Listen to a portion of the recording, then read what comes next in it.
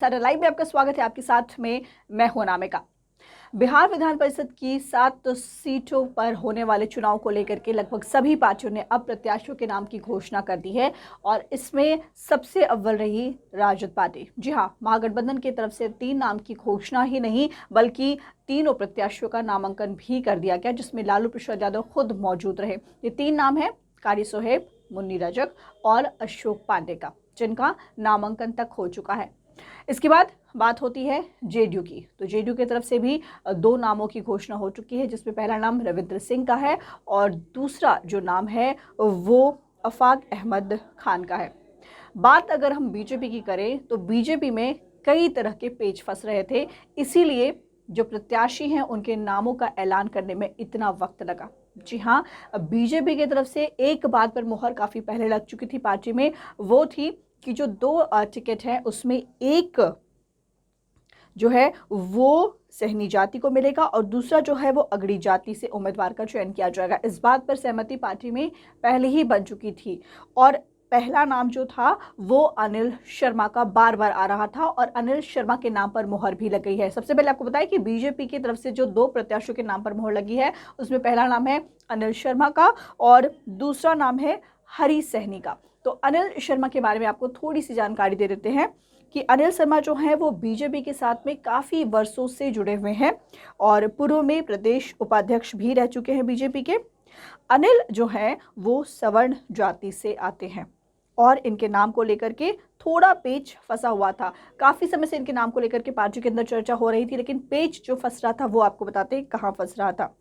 क्योंकि केंद्र के जो सूत्रों के हवाले से खबर आई उसके अनुसार केंद्र के एक कद्दावर मंत्री महिला उम्मीदवार के पक्ष में मजबूती से खड़े थे, तो पार्टी जो थी वो पुराने कार्यकर्ताओं को विधान परिषद भेजना चाहती थी और इसी को लेकर के काफ़ी वक्त तक पार्टी के अंदर खींचतान चलती रही। देखिए, कल आखिरी तारीख थी उम्मीदवारों के नाम की घोषणा करने की, लेकिन आज ही इस बात पर निर्णय हो गया। लेकिन फिर भी सबसे लास्ट में जो कहते हैं सबसे पीछे बीजेपी की तरफ से ही उम्मीदवारों के नाम की घोषणा की गई, क्योंकि इसी बात को लेकर के बीजेपी के अंदर पेच फंस रहा था।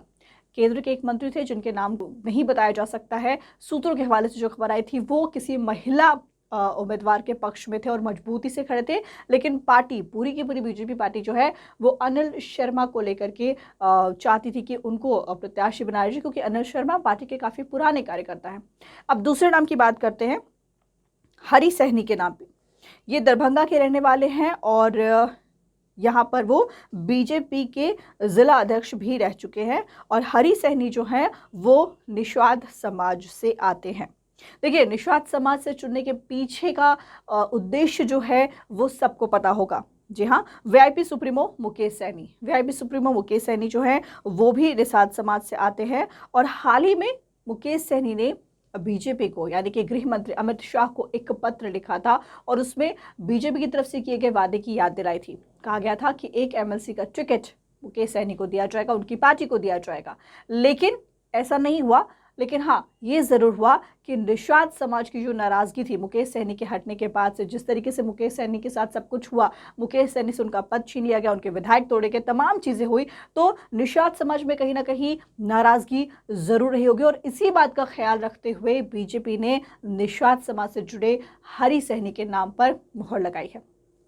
तो एक तरफ से निषाद समाज की नाराज़गी दूर करने की कोशिश की गई है और दूसरी तरफ बात करें तो मुकेश सैनी के विकल्प के तौर पर एक चेहरा भी बीजेपी को मिल गया है। और तीसरी इंपॉर्टेंट बात इसमें यह है कि मिथिलांचल फैक्टर जो है वो भी कवर हो जाएगा हरी सहनी के साथ में, क्योंकि हरी सहनी जो है वो दरभंगा से हैं और दरभंगा के रहने वाले हैं। तो चलिए, अब तीनों पार्टी की तरफ से नामों का ऐलान हो गया है, प्रत्याशियों के नामों का ऐलान हो गया है। अब किस तरीके से चुनावी बिगुल बजता है ये वक्त बताएगा। फिलहाल इस खबर में इतना ही। अनामिका को दीजिए इजाजत। नमस्कार।